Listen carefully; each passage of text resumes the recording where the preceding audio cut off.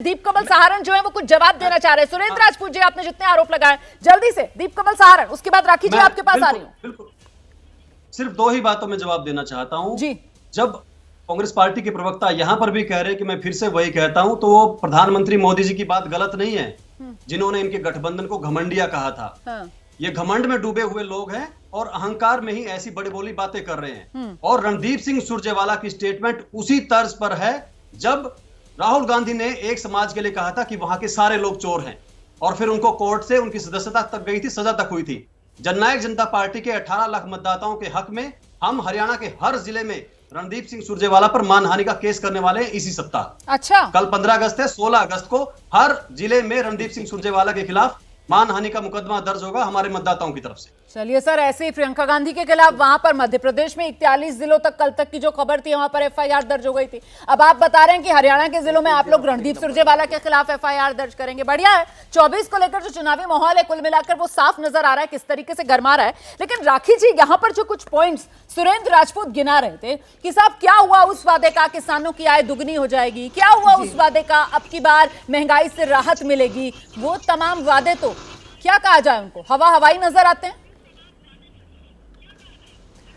बिल्कुल नहीं रोमाना जी, मैं तो चाहती हूं कि मुद्दा ऐसा ही रहे, मुद्दा यही रहे। हम पब्लिक प्लेटफॉर्म पे, मैंने पहले भी कहा कि हम जब जाते हैं तो हमें यही बात करनी चाहिए। प्रॉब्लम क्या है कांग्रेस पार्टी की, उनको ये बर्दाश्त नहीं होता है कि कोई कैसे एक साधारण व्यक्ति आकर के 130 करोड़ जनता के बीच में काम करने का प्रयास करता है, वहां पर काम करके उनको गिनाता भी है। 9 सालों के अंदर जो उपलब्धियां हैं वो इतनी सारी उपलब्धियां हैं जिसकी वजह से इनको समस्या है।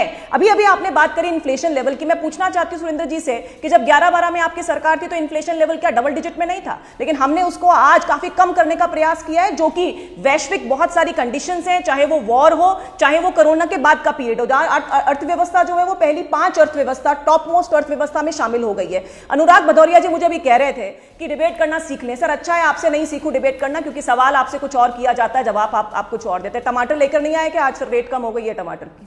लेकिन जहां तक प्रधानमंत्री जी की बात है, इनको गाली देने की शुरुआत इनकी कांग्रेस के जो अध्यक्षा हैं सोनिया गांधी जी ने की थी। उन्होंने सबसे पहले प्रधानमंत्री जी को जिस तरह की गालियां दी, और प्रधानमंत्री जी ने पार्लियामेंट में यह बात कही कि मैं हमेशा इस गाली को एक टॉनिक के रूप में लेता हूं और इसीलिए जनता का विश्वास लगातार हमारे साथ है। इन्होंने तो यह भी कहा था कि HAL जो है वो कंपनी फेल हो जाएगी, LIC फेल हो जाएगी, डिजिटल इंडिया जो है वो पॉसिबल नहीं है। लेकिन इन सबको धता बताते हुए काम किया। और एक खास बात, कल एक ऐतिहासिक दिन होगा रोमाना, जब हमारे देश की स्वतंत्रता दिवस पर 21 तोपों की सलामी दी जाएगी परेड में, और वो 21 की 21 तोपें जो हैं वो स्वदेशी होंगी, हमारे देश में निर्मित होंगी। वो आप सोचिए 76 इयर्स के इंडिपेंडेंस के बाद में ऐसी स्थिति अब आ पाई है कि हम लोग डिफेंस के क्षेत्र में इंडिपेंडेंट हो गए हैं। आपने बताया बहुत बड़ी उपलब्धि है कांग्रेस के नेताओं की तरफ से प्रधानमंत्री नरेंद्र मोदी पर हमले किए गए, लेकिन वो तमाम हमले जो अभी सुरेंद्र राजपूत गिना रहे थे, फिर उनका भी तो जिक्र होगा ना, जिसकी वो बात कर रहे थे, शूर्पणखा से लेकर जर्सी बछड़े से लेकर 50 करोड़ की गर्लफ्रेंड से लेकर,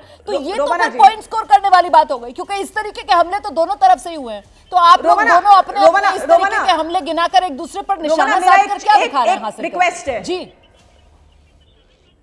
रोमाना जी देखिए किस तरह से भ्रम फैलाया जाता है। जैसे MP में भी प्रियंका गांधी जी ने कहा, वैसा ही भ्रम जो है वो सुरेंद्र राजपूत जी कर रहे हैं। अभी इन्होंने कहा कि प्रधानमंत्री जी ने पार्लियामेंट के अंदर सुपर्णखा कहा था। मैं आपसे रिक्वेस्ट करूंगी, आपका बड़ा मीडिया चैनल है, आप लगाइए ना वो वीडियो, आप मुझे बताइए कब कहा था। मैं चैलेंज करती हूँ, यही भ्रम की स्थिति प्रॉब्लम है। इनको जो अच्छे काम है वो नजर नहीं आते हैं। आज देखिए 70 साल के बाद में अगर क्या कहा था आप बता दीजिए ना, किसी भी गरीब आदमी क्या कहा था आप बता घर में नल का कनेक्शन क्या कहा था उनमें राज्यसभा में क्या कहा था आप बता दीजिए। रेणुका जी थी शायद, बिल्कुल रेणुका जी थी शायद, शब्द नहीं यूज किया था उन्होंने। हाँ, क्या कहा था उन्होंने बिल्कुल नहीं कहा था। ठीक है, आप सुनिए, मैं अभी भी आप अपने उन्होंने नहीं कहा था। अभी भी मैं चैलेंज करती हूँ सुरेंद्र जी को, आपके मीडिया चैनल के माध्यम से, अगर कहा है तो अभी दिखाइए वीडियो। वो हो ही नहीं सकता। उन्होंने सिर्फ और सिर्फ एक कंपैरिजन किया था, शब्द यूज नहीं किया उन्होंने, क्योंकि देखो जब प्रधानमंत्री जी जैसे गरिमामयी पोजीशन पे सीधे नहीं लिया था, लेकिन कहीं ना कहीं वही बात जिसका जिक्र पहले कर रहे थे सुरेंद्र राजपूत, किस तरह से उनकी हंसी आई। शब्दों पर मत जाइए, भावना को समझिए। तो वो बिना कहे भावना तो यही थी ना जो समझ में आई थी लोगों की, या नहीं समझ पाए थे लोग? शब्द तो बोले मतलब ही नहीं, रामायण में और शब्द बोले ही नहीं, रोमाना जी शब्द बोले ही नहीं। लेकिन जनता को वो शब्द बोला ही नहीं, वो शब्द बोला ही नहीं जिसकी बात है। और मैं चैलेंज कर रही हूँ आपके चैनल के माध्यम से। नहीं, मैं तो खुद ही कह रही हूँ कि वो शब्द नहीं बोला था, मैं तो खुद कह रही हूँ। भ्रम फैलाने से कुछ नहीं होगा। जनता नहीं बोला, नहीं बोला, ठीक है। उन्होंने नहीं बोला। और ठीक है। देखिए, इस तरह से जनता को गाली देने से कुछ नहीं होगा। ठीक मैं है। फिर यही कहना चाहूंगी, जैसे ही घड़ी का काटा दोपहर 2:30 पे आए, बबीता जी का दिल सास बहू साजिश के लिए मचल जाए।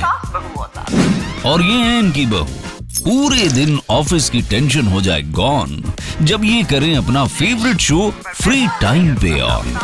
इनकी तरह आप भी देखिए अपना फेवरेट शो अपने टाइम पर और डाउनलोड कीजिए एबीपी लाइव ऐप अपने स्मार्ट टीवी पर।